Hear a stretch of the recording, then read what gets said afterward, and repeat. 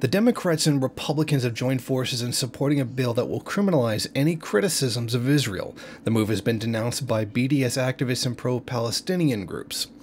Now, basically what's happening is that they're going to try to make it illegal to criticize Israel in a legal way. Essentially, anybody that would call for a boycott of Israeli goods would now be guilty of a criminal offense. And this comes as the Democrats are often touted as being part of the resistance or being somehow progressive, which is certainly a complete and utter lie.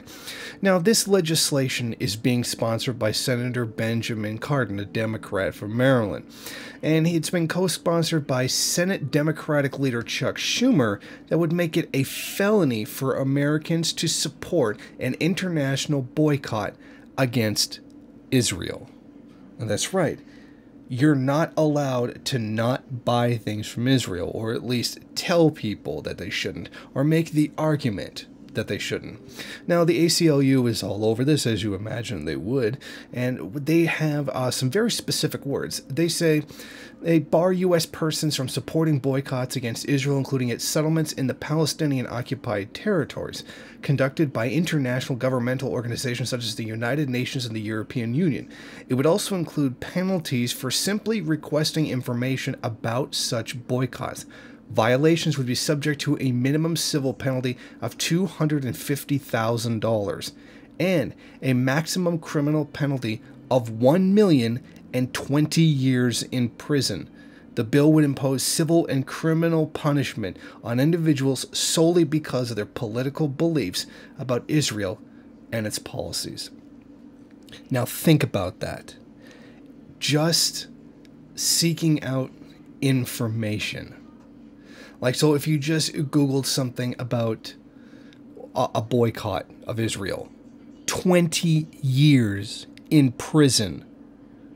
Think about that. You get 20 years in prison for just asking a question about Israel, just wanting information. That's where this is. That's how bad the Zionist regime in Israel is.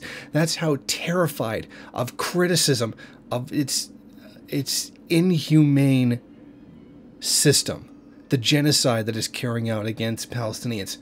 And as usual, U.S. politicians, the imperialist allies of Israel, are standing right there in defense of it, criminalizing you saying anything against it. Now think about the significance here. You're not allowed to peacefully protest. Now, normally we're given the line, oh, well, you can protest, just please do so peacefully. Now you're not even allowed to do that. But I'm kind of preaching to the choir, aren't I? There's one thing left I wanted to say. To the guy who wrote the article that I'm using as a source, M.J. Rosenberg, basically he denounced this and says that, well, it's right to... well, we should boycott, but only he said he would believe that boycotting Israel is wrong anyway, but that you should only boycott the settlements. Oh, like what a ridiculous pro-Israeli position to take. Oh, don't, go ahead and protest the settlements, but not the Israeli government or Israeli society, which is carrying out the construction of the illegal settlements. I'm wondering how that works in his mind. Well, don't be too mean to Israel, because in his view, Israel probably didn't do anything wrong. I mean, it's utterly disgraceful that this guy would complain about being censored, for not being able to boycott Israel's, genocidal regime. Oh, but don't be too mean to Israel. It's disgusting. I'm sorry, M.J. Rosenberg, you're a piece of shit. You really are. So that's where things are at right now. And this is coming from both the Democrats and the Republicans. And once again, this shows the true nature of the alliance between Israel and the United States. All of it for, of course, imperialist benefits. Thank you for watching. If you like this program, then please head over to my Patreon page and set up a monthly donation.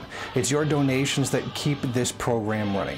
Also, if you would like, please rate, comment, subscribe, and share in various social media.